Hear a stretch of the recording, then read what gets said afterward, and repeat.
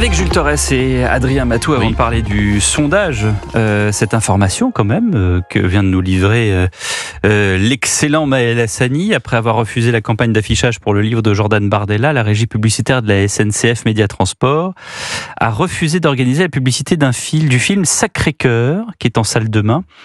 Elle invoque le caractère confessionnel et prosélyte du long métrage. Ça vous fait rire, Jules Torres? Oui, pour tout vous dire, Maël nous a appris cette information. Je ne l'avais pas, j'ai pas vu ce film, mais c'est vrai que ça me fait doucement rire quand même, parce que comme par hasard, dès qu'on se rapproche de la chrétienté, du catholicisme, évidemment, là, tout le monde monte sur ses grands chevaux. Parce que, je sais pas, il y a un excès, il y a une haine dans ce pays. Vous avez vu sans doute cet appel de 86 sénateurs qui s'inquiètent des actes antichrétiens. Je pense qu'il y a aussi en France un permis, de se moquer des catholiques, de se moquer du christianisme, de l'effacer du débat public en permanence. Et alors j'ai pas l'impression, moi j'en vois beaucoup des films nuls au cinéma, jamais personne ne monte sur nos grands chevaux pour les dénoncer. Puisque vous parlez de ces 86 sénateurs qui appellent à protéger les chrétiens et les lieux de culte, on va écouter Maxime Cumunel. Il est vice-président et porte-parole de l'Observatoire du patrimoine religieux sur la sécurité dans les églises.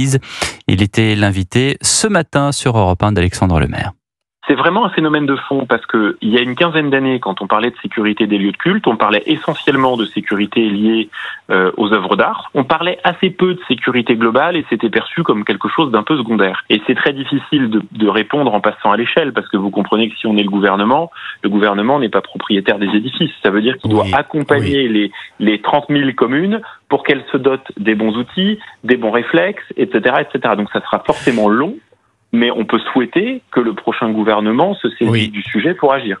Voilà, Maxime Cumunel. Alors, on ne sait pas si le gouvernement va se saisir du sujet pour agir, Adrien Matou. Non, mais en tout cas, c'est intéressant. Il y a un paradoxe avec la laïcité d'un côté, et puis... la laïcité protège la liberté de conscience. Donc, on ne peut pas exercer sa liberté de conscience si les églises ne sont pas en sécurité.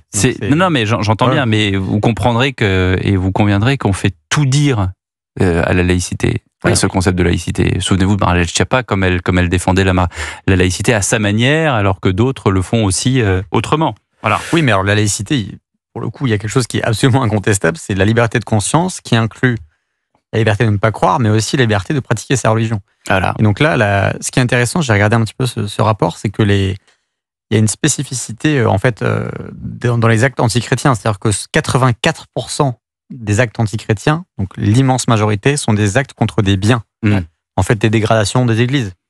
Alors que l'immense majorité des actes antisémites et des actes anti-musulmans sont les atteintes aux personnes. Et quelle conclusion vous en tirez?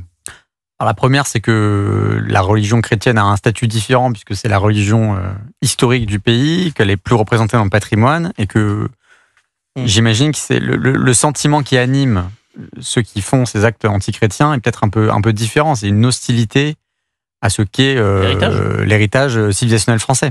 Le patrimoine...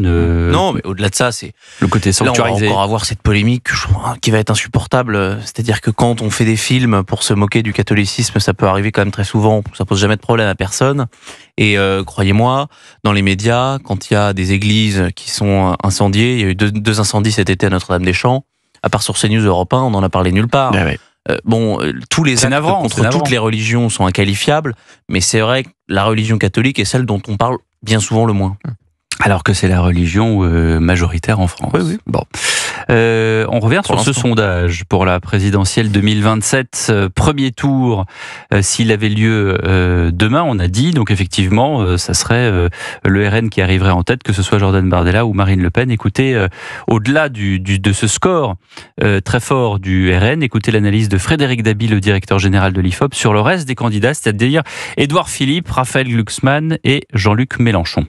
On voit que tout ce qui touche de près ou de loin Emmanuel Macron, qui est très impopulaire, comme vous le savez, est complètement rejeté. Et Édouard Philippe, qui s'est déscotché d'Emmanuel Macron depuis maintenant 5 ans, arrive à un niveau encore élevé, mais 16%. Il était à 21-25 il y a encore quelques mois. Le vote Glucksmann est une sorte de vote de réceptacle d'électeurs centre-gauche, centre-droit, déçus d'Emmanuel Macron et qui ne veulent pas aller sur une figure du bloc central. Et puis, Raphaël Glucksmann est un peu attrape-tout. Maintenant, Jean-Luc Mélenchon reste à un niveau particulièrement élevé, plus haut que ce qu'il était quelques mois avant la présidentielle de 2022. On voit que le ticket d'entrée pour le second tour, entre 13-14 pour Jean-Luc Mélenchon et 15-16 pour Raphaël Glucksmann ou Édouard Philippe, est extrêmement bas. Est-ce qu'il n'y a pas un renversement quand même par rapport à 2017 ?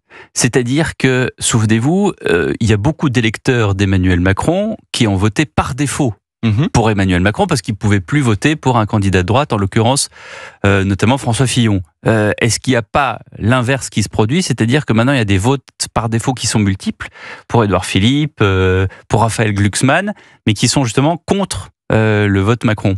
Oui, mais de toute façon, je crois que quasiment tous les observateurs avaient quand même misé sur la disparition ou du moins l'affaissement du bloc central. Moi, je suis persuadé, peut-être pas qu'on va revenir à un clivage gauche-droite, mais en tout cas que... comment vous expliquez quand même qu'Édouard Philippe fait 16%? Bah, non, mais c'est très bas. Frédéric Dabi dit dans votre son que c'est vrai, il y a 6 mois, il était encore 25%. Bon, bah déjà, c'est parce que dès qu'il parle, s'il parle soit pour rien dire, ou soit pour... enfin, voilà, il n'y a pas d'écho dans le pays. Donc, les gens aujourd'hui, ils sont friands de radicalité. Il y a une hypothèse où il est à 19, c'est Olivier Faure, Édouard Philippe et Jordan Bardella. Olivier Faure soit candidat à la présidentielle.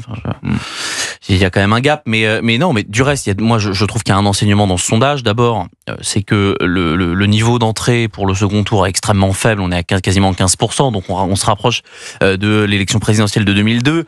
Et moi, je fais ce pari quand même depuis maintenant 2 ans, c'est que je pense que le second tour LFI, Jean-Luc Mélenchon et le RN est quasiment inévitable, parce que là, je vois bien les partisans du bloc central, les partisans de Monsieur Glucksmann vous dire qu'il monte. Bon, je vous rappelle que le meilleur en campagne de très loin, mais Glucksmann qui s'est fait sortir par exemple d'une manifestation LFI parce qu'il était juif. Oui, est-ce que il va appeler à voter pour un second tour? Mais bien sûr. Mélenchon. Bah oui. Ces gens-là, mais ils sont dans la même. Ils sont dans la même. Non, mais c'est la même. Jules, c'est le même camp. Ça va mieux en le disant. C'est une formule que j'utilise souvent, mais ça va mieux en le disant. S'il y a un deuxième tour et que c'est Mélenchon-Le Pen, Monsieur Glucksmann qui dit pique-pendre sur Jean-Luc Mélenchon sur LFI et qui dit voilà, je me suis fait sortir de façon éhontée d'une manif LFI.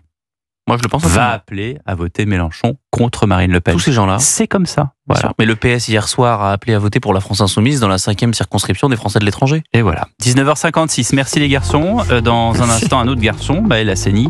Et puis encore un autre garçon après, mais il est un petit peu plus âgé, donc c'est un boomer comme moi. Guillaume Perrault du Figaro, sur l'histoire des juges et du pouvoir. C'est très ancien. Il va nous expliquer tout ça tout de suite sur Europe 1.